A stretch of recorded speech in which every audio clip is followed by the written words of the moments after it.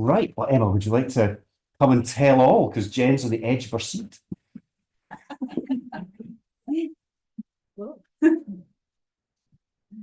Thanks very much for having me. Will you show me where's the clicker? At the back of the monitor, look, there's a little. Oh, no. See the lectern. Oh, got it. Yeah. So sorry, I didn't give you Jen the introduction. So, sorry, not Emma. Just the right- So Emma's worked as a seasonal ranger in Check. Flanders Moss NNR, which is spec where this interest me come from, but we'll hear obviously in your talk. She's also a BDS volunteer surveyor and is currently completing her dissertation for the Scottish Rural. Actually, what's the U bit? Scottish Rural University College. Yeah. Yeah. Studying for BSc Honours in Wildlife and Conservation Management. And she's looking at the habitat factors affecting the presence of the northern emerald around seven Scottish sites. Thank you very much. Well, thanks very much for having me along. Hopefully I won't be too boring. I've called this playing hide and seek with the northern emerald larvae because I really did feel it was like playing hide and seek when I was out looking for larvae. Some of you may appreciate that. So already had a wee bit of an introduction to me, but yes, I'm a student. Went back to uni 4 years ago now. I'm really about to graduate, thankfully, and studying for BSc Honours in Wildlife and Conservation Management. So over the last 3 years of that time, I've also been working with NatureScot on the Stirling NNRs, which are Flanders moss, Blauwhorn moss, and Loch Lomond. Also known as two bogs and a swamp and some islands. Plenty of dragonflies there. And as already mentioned, I'm a BDS dragonfly volunteer recorder at Flanders Moss. So yeah, it's fair to say I've been getting really into my dragonflies. But I'm very aware that there's lots of people in this room, and sure, if we added everybody's experience up, it would be go to maybe, I don't know, hundreds and hundreds of years, maybe thousands. So it's a bit daunting talking to you all because I feel like my dragonfly career is pretty short in comparison. So why did I choose the Northern Emerald for my dissertation, for my honours project? So firstly, there's a massive sort of personal element for me. I've been really inspired by dragonflies, and I've been living on a narrowboat for the last 4 years, and I've been absolutely inundated with dragonflies living in that kind of environment. So they've been pretty special to me. And I guess I've got a kind of growing, I don't know, appreciation for how magical they are. In terms of Flanders moss, it's actually been part of my day-to-day job just to be going out, whether it's surveying or interacting with the public and doing things like pond dipping and so on. But yeah, getting that real appreciation for why they, are so important. Obviously, we know that dragonflies are key indicator species for UK conservation. We've spoken the fact that they're red listed and are very limited in terms of their range to northwest Scotland. And the fact that, for me, there are bog specialists, and with bogs being a priority area for conservation, I think there's lots of good reasons why we would look at the Northern Emerald. So a bit about background. We've already spoken about their distribution in Scotland, and this is our map here of Scotland, and we know the status is near threatened. But a bit about Europe as well, just to put them in context. So this is their global distribution is in Europe, in Asia. And I think for me, it was quite interesting that their status is of least concern now in Europe. But actual fact, out of quite a number of the different countries that are represented on that map, they are considered to be endangered or at risk in those countries. From a sort of a whole sort of range of different places, Slovakia, Belgium, Netherlands, to name a few. And then in countries where there's maybe larger populations, such as France, they do still have some fragmented populations in certain areas. So it's by no means a sort of rosy picture, even though they're of least concern there.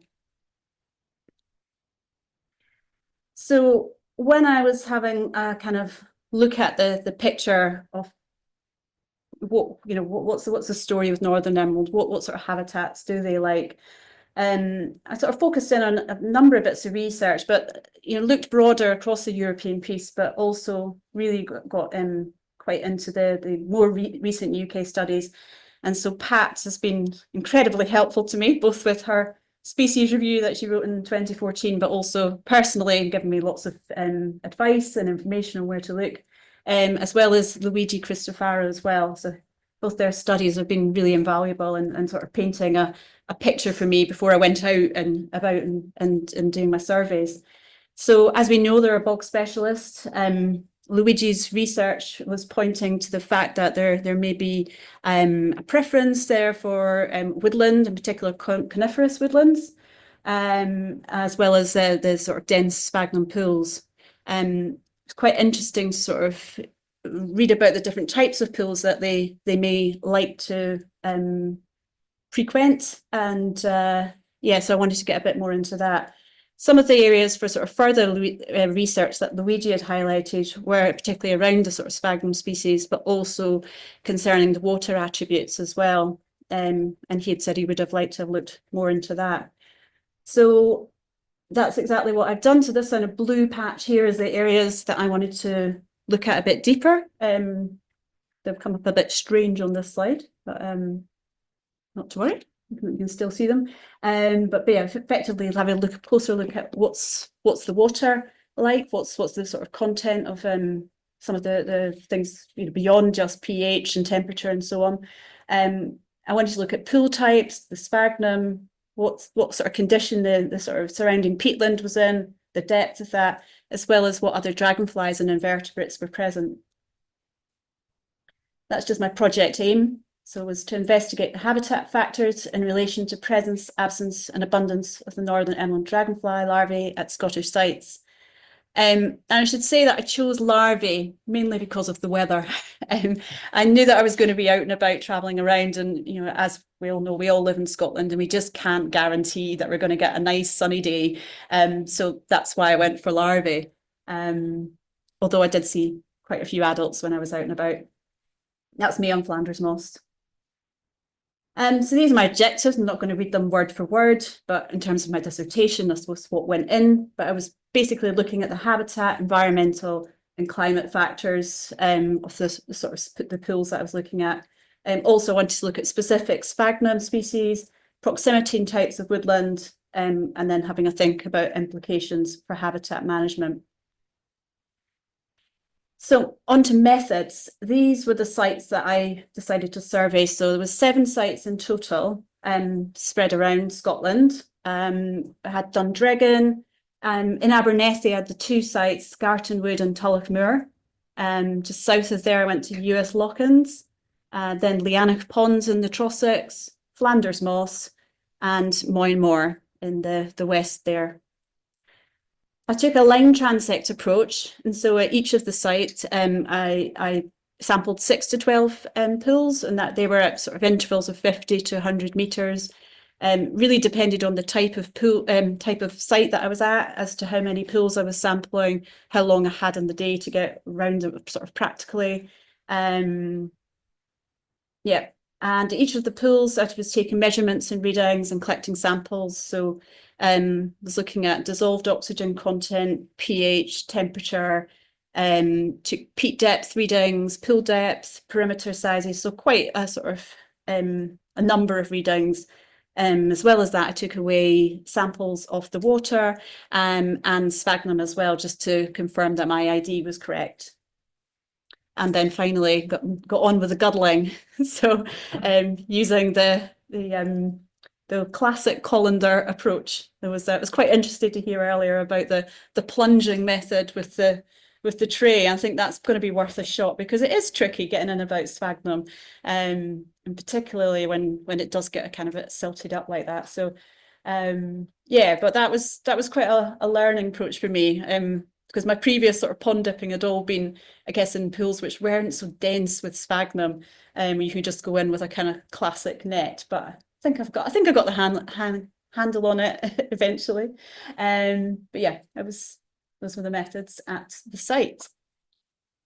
Then the next step was to take all my water samples back to the lab. And these were the things that I was measuring for in the lab. So I looked at turbidity, dissolved organic carbon, conductivity, phosphate, nitrate, and ammonia results.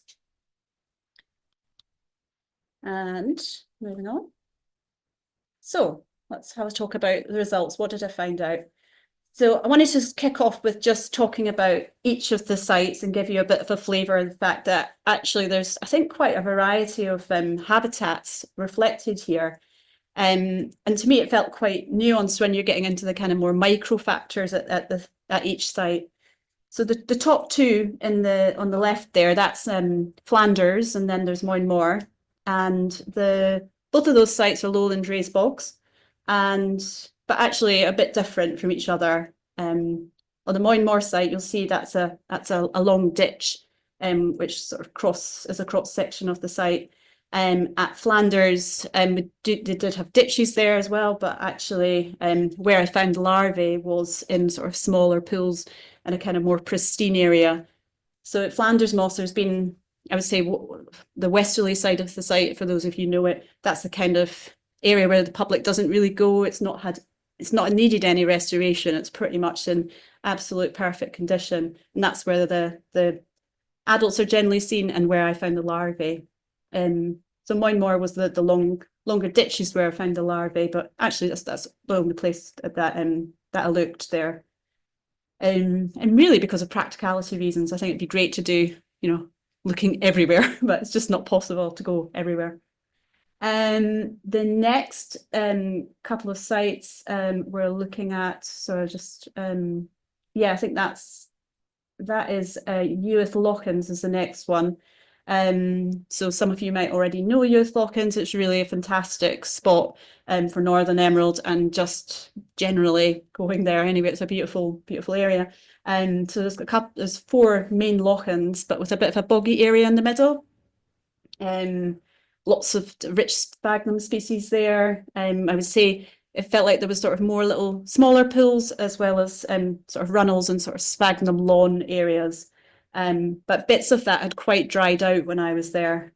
The next site is Dundregan, which is a really bad photo, I apologise. I realised that I didn't actually have a picture of the sort of overall landscape, just lots of pools and runnels and things. But I was trying to capture the fact that this is a runnel here, and Dundregan is just sort of full of these kind of little runnel areas, as well as some sort of defined pools. But that's kind of upland area, sort of the Trees for Life site there.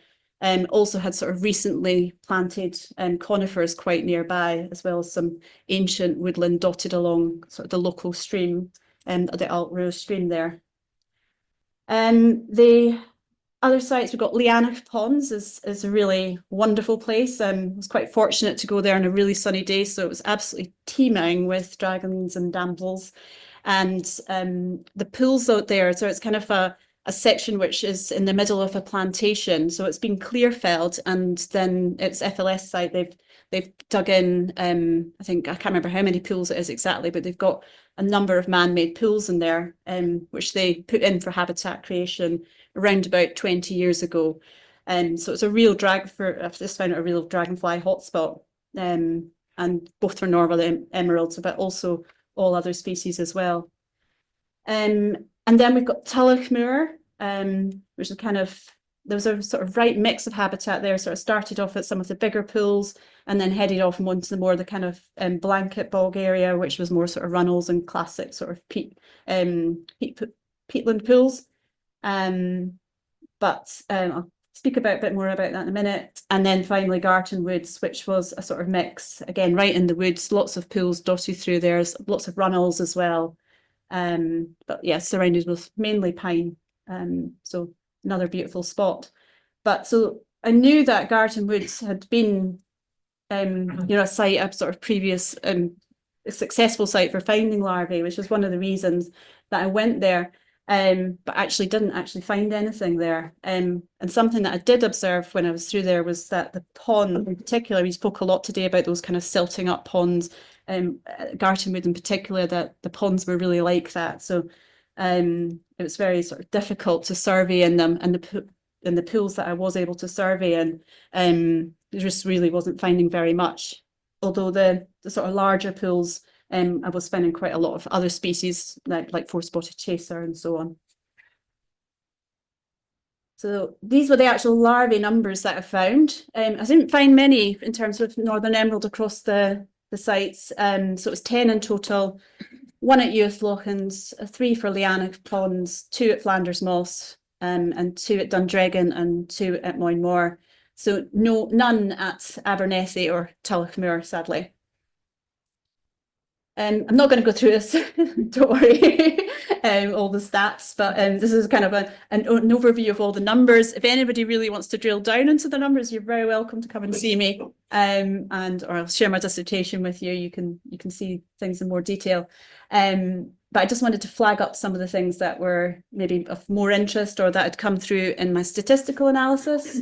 So as part of my dissertation, I was running a number of sort of statistical models behind the scenes, and the thing that came up as being most statistically significant was the dissolved water oxygen content, and the fact that it seemed to be that where larvae was present, they were preferring slightly higher level of oxygen, dissolved oxygen content. The other thing that sort of flagged up for me was the turbidity levels. So I think the numbers were kind of skewed by the ponds at Abernethy. But it did really seem to say, that where there was the sort of those higher levels of turbidity, that larvae were just not going to be there. And I'm going to come on to talk about woodland and sphagnum.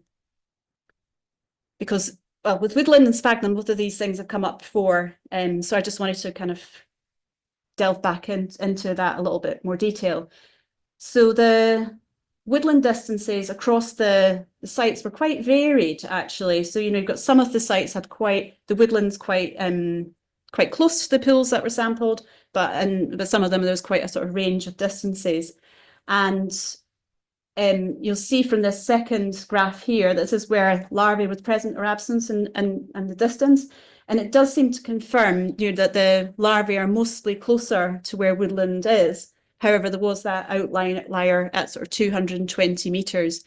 And also Pat was sharing earlier about larvae being found as much as 3 kilometres away from woodland. So it does seem to be, it's maybe more a preferential thing as opposed to a requirement. Sphagnum. So again, with this was about, I think the previous research was suggesting that the larvae preferred really dense sphagnum. So I think it was around 95%. But I'd found that actually I had kind of a mix of results there. So the average sort of amount of sphagnum cover was 76%, but it did go down as little as 50% and as high as nearly sort of 98%. So there was quite a sort of range there. And in terms of the actual sphagnum species, so cuspidatum was the most popular sphagnum that was appearing in the pools, and it's probably no surprise, it's the most sort of aquatic species. But actually there was 7 other species that were sort of reflected across the pools, and sort of in the main sort of quite wet-loving species, but with sphagnum medium being the next popular species. So from a discussion perspective, so I mentioned about the statistical analysis. So I use something called a Baruta algorithm for you statistical geeks out there. But the Baruta algorithm works with sort of stats that maybe you don't have a great deal of. So it does something called bootstrapping. So it kind of makes the stats a bit more, it strengthens them, if you like.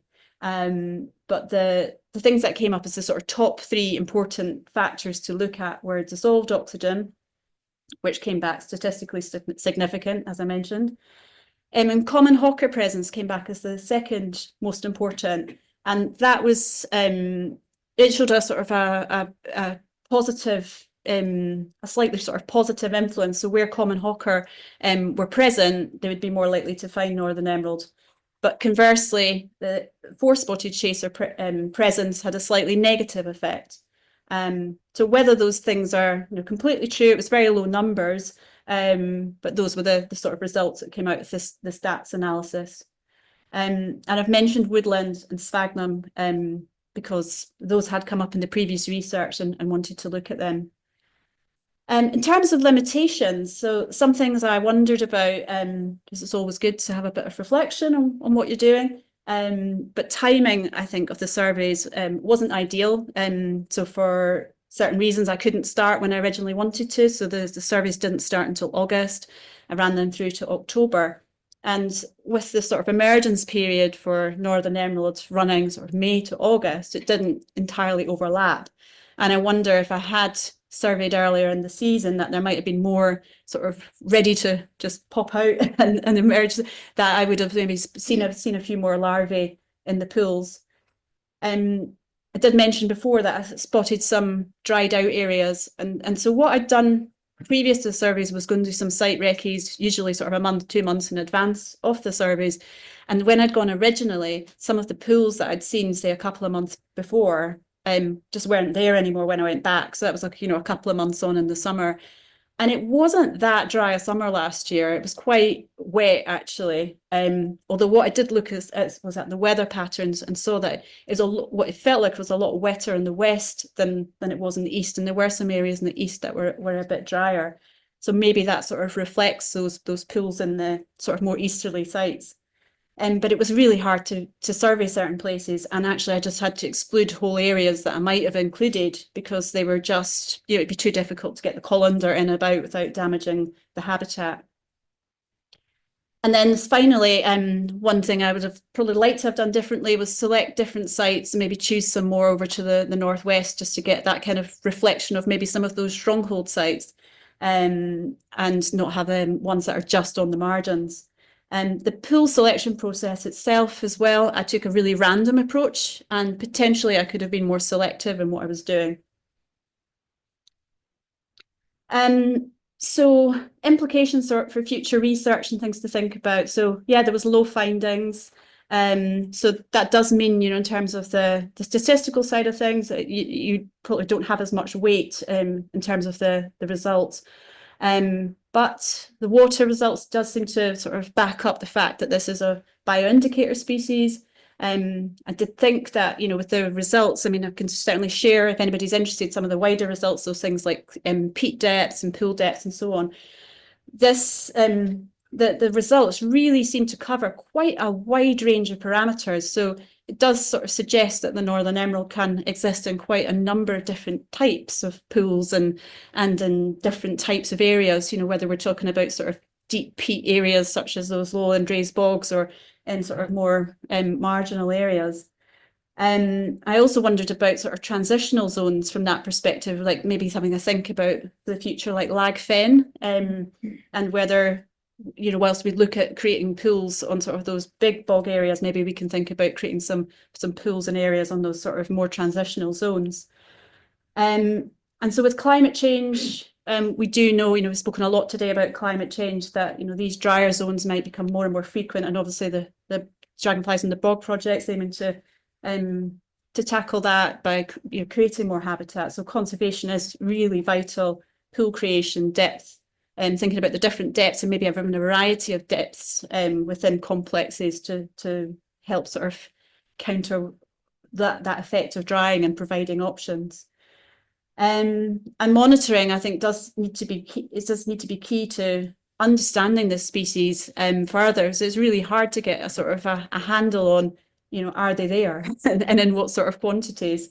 So it does feel like, you know, hearing about the Dragonflies in the Bog project, that's going to be great to have more volunteers doing more surveying, and particularly at different life cycle stages, as well as maybe thinking about the timing of surveys. So to conclude, there were low findings, but hopefully, you know, my data can contribute to that sort of wider data bank of knowledge. I've probably still got a bit of a question mark over how elusive these larvae are, you know, or indeed, you know, what are the numbers like now, or, you know, what would have happened if I had sort of done the survey a little bit earlier? But that would be interesting to know. Mentioned about the water parameters, won't repeat again, but yeah, it's and the sphagnum species in woodland. It does seem that those were preferences, but, you know, there is quite a wide variety of results in the scope of the survey. and I'm looking forward to seeing the outcomes of the Dragonflies in the Bog project. I think this will be a great opportunity to assess how that project goes and pool creation and everything they're doing. So thank you very much for listening. But finally, just before I do conclude, just want to say a few acknowledgements. Big thank you to Pat. She's been a great help to me in this project. Not only did she spend a whole day with me at Moyne she's given me lots of support and advice to the project. Luigi, I think a lot of you already know, who also helped me at the beginning. We've got the BDS team, all the site managers and leads that kindly let me come out to survey, and my colleagues at NatureScot, all the volunteers that came along and spent a lot of time with me on the bog, my supervisors, and finally David McCullough, who some of you might know. He passed away last year, but was an absolute inspiration for me when it came to dragonflies. So thank you very much.